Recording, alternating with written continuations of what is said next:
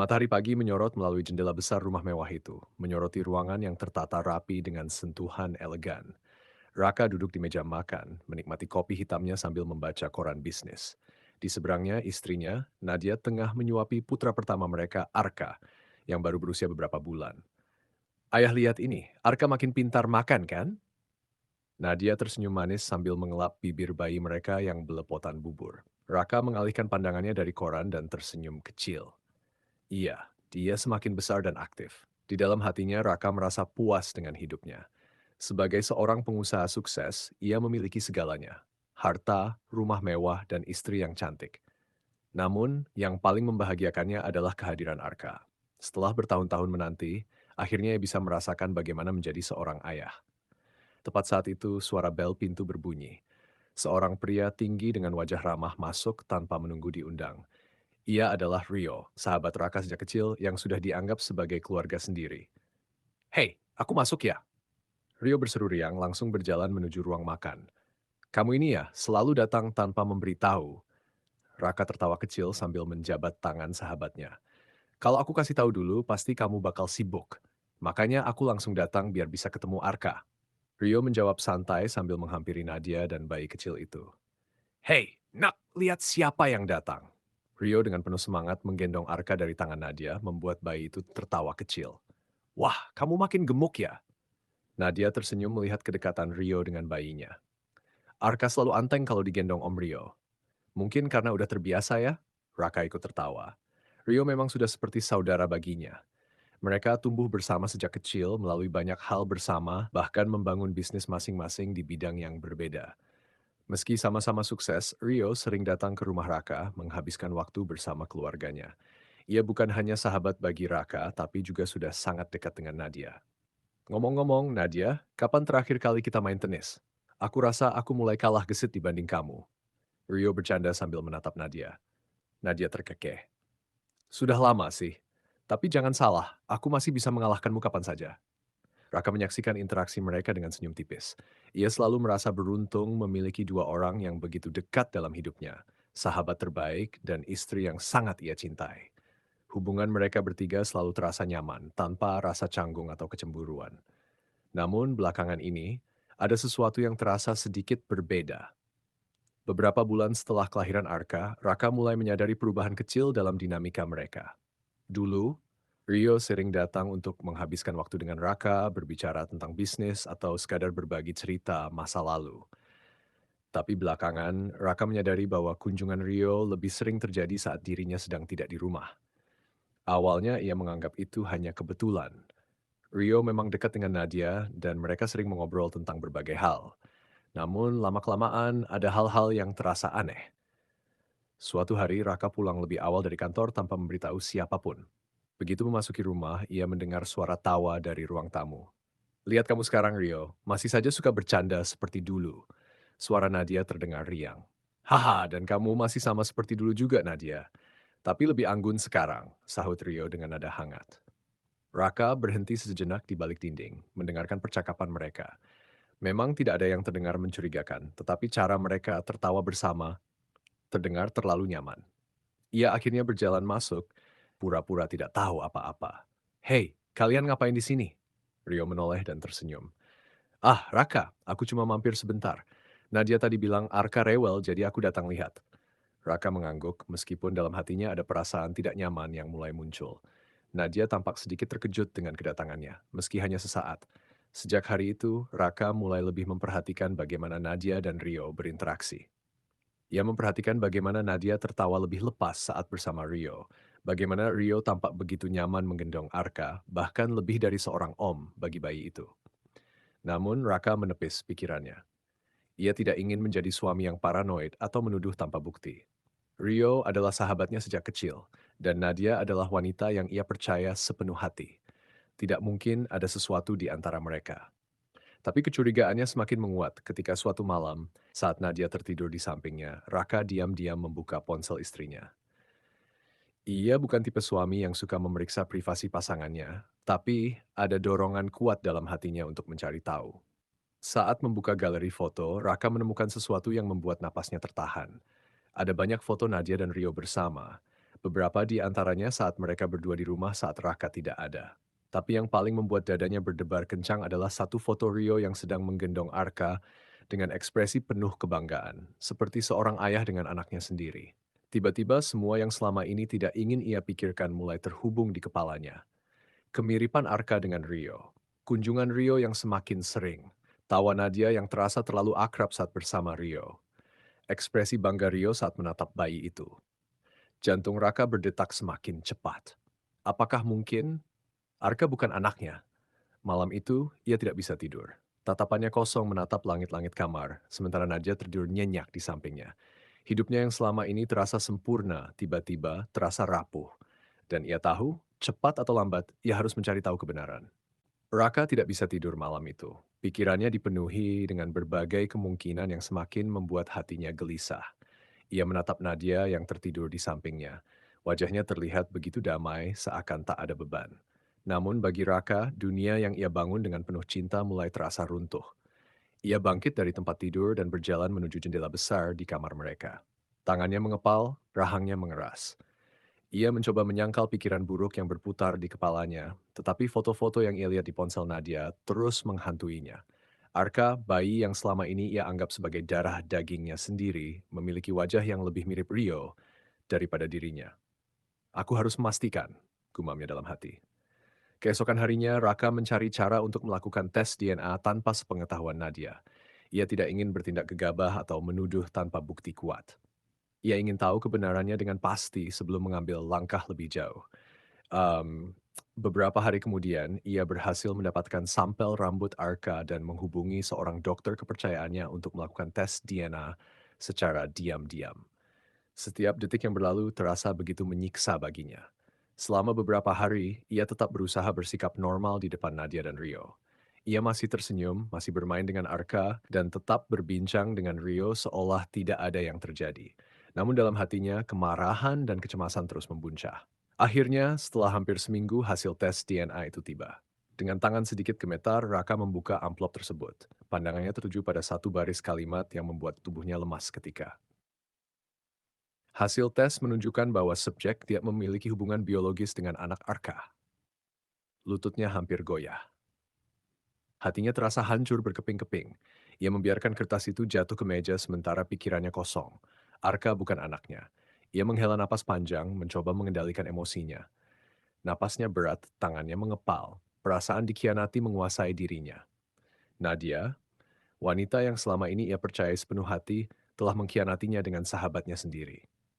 Mereka telah menghancurkan segalanya. Raka tidak bisa tidur malam itu. Pikirannya dipenuhi dengan berbagai kemungkinan yang membuat hatinya gelisah. Nadia tertidur nyenyak di sampingnya. Wajahnya tampak begitu damai, seolah-olah tak ada beban. Tapi bagi Raka, dunia yang selama ini ia bangun dengan penuh cinta mulai terasa hancur. Ia bangkit dari tempat tidur, berjalan menuju jendela besar kamar mereka. Tangannya mengepal, rahangnya mengeras. Sejak melihat hasil tes DNA tadi sore, ia merasa seperti ditikam dari belakang. Arka bukan anaknya. Ia menghembuskan napas panjang, mencoba mengendalikan emosinya. Ia tidak bisa gegabah. Jika ia langsung menuduh Nadia, ia belum tentu mendapat pengakuan. Nadia mungkin akan berbohong, mencari alasan, atau bahkan memutarbalikkan keadaan. Ia harus bermain dengan tenang. Keesokan harinya, Raka tetap bersikap seperti biasa. Ia sarapan bersama Nadia dan Arka, mencoba memasang senyum seolah tidak ada yang terjadi. Kamu nggak ada meeting pagi ini? Tanya Nadia sambil menyuapi Arka. Ada, tapi aku sengaja berangkat agak siang, jawab Raka santai. Aku mau menikmati waktu dengan keluarga dulu. Nadia tersenyum. Senang dengarnya. Akhir-akhir ini kamu kelihatan sibuk banget. Raka hanya mengangguk kecil. Dalam hatinya ia ingin bertanya langsung kenapa Nadia melakukan ini padanya. Tapi ia menahan diri. Beberapa saat kemudian, suara bel rumah berbunyi. Aku buka, ujar Nadia sambil beranjak. Raka sudah bisa menebak siapa yang datang.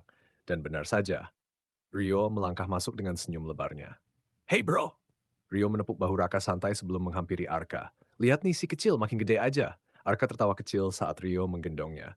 Seolah mereka memiliki ikatan khusus. Raka yang duduk diam memperhatikan.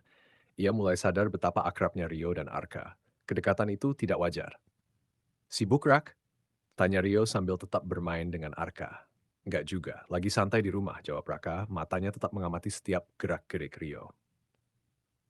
Obrolan berjalan seperti biasa, tetapi kali ini Raka lebih memperhatikan setiap detailnya. Cara Rio menatap Nadia, cara Nadia sesekali melirik Rio dengan senyum kecil, bahkan bagaimana mereka tertawa pada hal-hal yang hanya mereka mengerti. Berapa lama mereka menyembunyikan ini dariku? Malamnya, saat Nadia selesai menidurkan Arka, Raka duduk di ruang kerja berpura-pura membaca dokumen.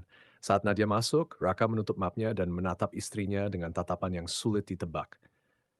"Kamu kelihatan aneh hari ini," ujar Nadia pelan. "Aneh bagaimana?" Nadia mengangkat bahu. "Entahlah, kamu lebih banyak diam. Kamu marah sama aku?" Raka tersenyum tipis. "Kenapa aku harus marah?" Nadia tertawa kecil meskipun ada sedikit kegelisahan di matanya. "Ya nggak tahu, makanya aku tanya." Raka menatap istrinya dalam-dalam sebelum berkata, "Aku cuma kepikiran satu hal." "Apa?" "Menurutmu, apakah persahabatan antara pria dan wanita bisa benar-benar murni tanpa ada perasaan lebih?" Wajah Nadia langsung berubah. "Kenapa tiba-tiba tanya begitu?" Raka mengangkat bahu, tetap menjaga nada suaranya tetap tenang. "Aku hanya penasaran. Aku lihat kamu dan Rio begitu dekat. Kadang aku berpikir, apakah ada sesuatu yang lebih dari sekadar sahabat?" Nadia tertawa kecil, tapi tidak seperti biasanya. Ada kegugupan di dalamnya. "Kamu bercanda kan? Aku dan Rio sudah seperti saudara." "Seperti saudara?" Raka tetap menatapnya tanpa ekspresi. Ia bisa melihat bagaimana Nadia mulai gelisah. "Kamu curiga sama aku?" Suara Nadia lebih pelan sekarang. Raka menghela napas. "Aku nggak bilang begitu. Tapi kalaupun aku curiga, kamu bisa kasih aku alasan untuk nggak berpikir macam-macam?" Nadia diam sejenak, lalu tersenyum. "Aku mencintaimu, Raka. Aku nggak pernah berpikir untuk mengkhianatimu." Dada Raka terasa sesak mendengar kata-kata itu. Dusta. Ia ingin menampar kebohongan itu tepat di depan wajah Nadia, tapi ia menahan diri. Ia hanya tersenyum kecil dan berkata, "Kalau begitu, baguslah." Nadia tampak sedikit lega. Ia mengulurkan tangannya, mengusap pipi Raka. "Kita baik-baik saja kan?" Raka memegang tangan Nadia, menatapnya dalam. "Kita selalu baik-baik saja." Raka duduk di dalam kantornya, menatap layar komputer dengan tatapan kosong. Di tangannya laporan hasil tes DNA yang menyatakan bahwa Arka bukan anaknya tergenggam erat. Hatinya terasa terbakar, tetapi ia tetap tersenyum. Tidak ada gunanya marah tanpa rencana yang matang. Jika Nadia dan Rio berpikir mereka bisa mengkhianatinya dan lolos begitu saja, mereka salah besar. Raka tidak akan berteriak atau menangis seperti pria lemah yang dikhianati. Tidak, ia akan menghancurkan mereka, dan ia akan melakukannya dengan cara yang tidak akan pernah mereka lupakan. Raka mulai menyusun rencananya dengan teliti. Ia tidak ingin hanya membuat Nadia dan Rio menderita, tetapi juga memastikan bahwa kehormatan mereka hancur di depan semua orang yang mereka kenal. Langkah pertama, mengumpulkan bukti lebih banyak. Meskipun hasil tes DNA sudah cukup, Raka tahu bahwa ia butuh sesuatu yang lebih konkret untuk mempermalukan mereka di depan umum. Maka ia memasang kamera tersembunyi di rumahnya, terutama di ruangan tempat Rio dan Nadia sering mengobrol saat ia tidak ada. Hanya dalam waktu beberapa hari, ia mendapatkan rekaman yang cukup untuk membuat darahnya mendidih. Di salah satu video, Nadia dan Rio duduk berdua di ruang tamu, tertawa bersama. "Aku masih nggak percaya kita bisa sejauh ini," kata Rio sambil menggenggam tangan Nadia. "Raka, nggak akan pernah tahu," jawab Nadia dengan senyum manis. "Selama kita hati-hati, semuanya akan baik-baik saja." Raka mengepalkan tangannya. "Dan soal Arka?" Tanya Rio. "Kamu yakin dia nggak akan curiga?" "Dia nggak akan berpikir sejauh itu. Raka percaya padaku sepenuhnya." Nadia menjawab santai. Raka tertawa kecil. "Benarkah?" Ia menyimpan semua rekaman itu dengan rapi. Bukti ini akan menjadi senjatanya. Langkah kedua, menyusun panggung balas dendam. Raka memutuskan untuk mengungkap semuanya di sebuah acara besar, ulang tahun perusahaannya yang ke-10 yang akan dihadiri oleh ratusan orang dari kalangan bisnis, teman-temannya, keluarga, dan tentu saja Nadia serta Rio. Ia memastikan semua undangan dikirim termasuk kepada media lokal yang akan meliput acara tersebut. Pada hari acara, semua orang datang dengan pakaian terbaik mereka. Musik mengalun lembut, para tamu bercakap-cakap dengan riang, dan Nadia berdiri di samping Raka, tersenyum seolah semuanya baik-baik saja. Rio datang beberapa saat kemudian, mengenakan setelan rapi menepuk bahu Raka seperti biasa. "Selamat bro," katanya dengan senyum lebar. "Terima kasih," jawab Raka, membalas senyum itu. Ia ingin melihat bagaimana ekspresi Rio saat semuanya terungkap. Ketika acara mencapai puncaknya, Raka naik ke atas panggung. Semua mata tertuju padanya. Terima kasih kepada semua yang sudah datang untuk merayakan hari spesial ini, katanya dengan suara mantap. Saya merasa sangat beruntung memiliki keluarga, teman, dan kolega yang luar biasa. Tepuk tangan bergema di ruangan itu. Raka melanjutkan, tapi malam ini bukan hanya tentang saya. Malam ini juga tentang kejujuran, kesetiaan, dan pengkhianatan. Ruangan menjadi sunyi. Beberapa orang saling berpandangan. Raka menghela napas panjang sebelum berkata, selama ini, saya berpikir bahwa saya memiliki pernikahan yang sempurna. Seorang istri yang setia, seorang sahabat yang bisa dipercaya, dan seorang anak yang saya cintai lebih dari apapun. Ia berhenti sejenak, membiarkan kata-katanya menggantung di udara. Tapi, saya salah. Ternyata, di balik senyuman manis dan kata-kata manis, ada kebohongan yang begitu kejam. Nadia mulai terlihat gelisah. Rio menegang di tempatnya. Raka lalu menoleh ke arah layar besar di belakangnya. Malam ini, saya ingin berbagi sesuatu dengan kalian semua. Dengan satu klik, rekaman yang ia kumpulkan mulai diputar. Di layar terlihat Nadia dan Rio duduk bersama, tangan mereka saling menggenggam. Aku masih nggak percaya kita bisa sejauh ini. Raka nggak akan pernah tahu. Selama kita hati-hati, semuanya akan baik-baik saja. Seisi ruangan terdiam. Beberapa orang menutup mulut mereka dengan terkejut. Di sudut ruangan, Nadia membeku. Wajahnya pucat. Rio menelan ludah, pandangannya liar, seakan mencari jalan keluar. Tapi Raka belum selesai. Layar berganti ke hasil tes DNA Arka. Tulisan besar muncul. Hasil, tidak ada hubungan biologis antara Raka dan Arka. Sebuah bisikan gemuruh memenuhi ruangan. Beberapa orang mulai berbisik, sementara yang lain menatap Nadia dan Rio dengan tatapan jijik. Jadi inilah kebenarannya, kata Raka dengan suara dingin. Anak yang selama ini aku besarkan dengan penuh cinta bukanlah anakku. Istriku berselingkuh dengan sahabatku sendiri dan mereka berdua menertawakan kebodohanku selama ini. Nadia mulai menangis. Raka, aku bisa jelaskan. Tidak perlu. Potong Raka tajam. Semua orang di sini sudah melihat siapa dirimu yang sebenarnya. Rio maju, mencoba mengatakan sesuatu, tapi sebelum ia bisa berbicara, seseorang dari kerumunan berteriak, dasar pengkhianat! Seorang rekan bisnis Raka menambahkan, kau menghancurkan sahabatmu sendiri? Kau tidak pantas dihormati. Nadia dan Rio kini menjadi pusat perhatian, tetapi bukan dengan cara yang mereka inginkan. Semua orang melihat mereka dengan tatapan penuh kebencian. Lalu Raka melanjutkan, dan untuk istriku tercinta, aku sudah mengurus semuanya besok. Kau tidak akan lagi tinggal di rumahku. Aku sudah menyiapkan surat cerai, dan aku pastikan kau tidak akan mendapatkan sepeser pun dari hartaku. Mata Nadia membesar. Raka, tolong, aku mencintaimu. Jangan bicara tentang cinta. Jawab Raka dingin. Kau sudah membunuh itu sejak lama. Kemudian ia menoleh ke arah Rio. Dan kau, sahabatku. Ia mendekat, menatap Rio dengan tajam. Selamat menikmati kehancuran reputasimu. Semua orang di sini sudah melihat siapa dirimu yang sebenarnya. Aku pastikan kau tidak akan bisa lagi muncul di dunia bisnis tanpa dicap sebagai pengkhianat. Rio tidak bisa berkata apa-apa. Ia hanya berdiri di tempat, wajahnya merah karena malu dan takut. Malam itu, Raka meninggalkan panggung dengan kepala tegak. Ia sudah menyelesaikan misinya, dan saat Nadia serta Rio berdiri di tengah ruangan, dikelilingi tatapan penuh penghinaan, Raka tahu bahwa balas dendamnya sempurna.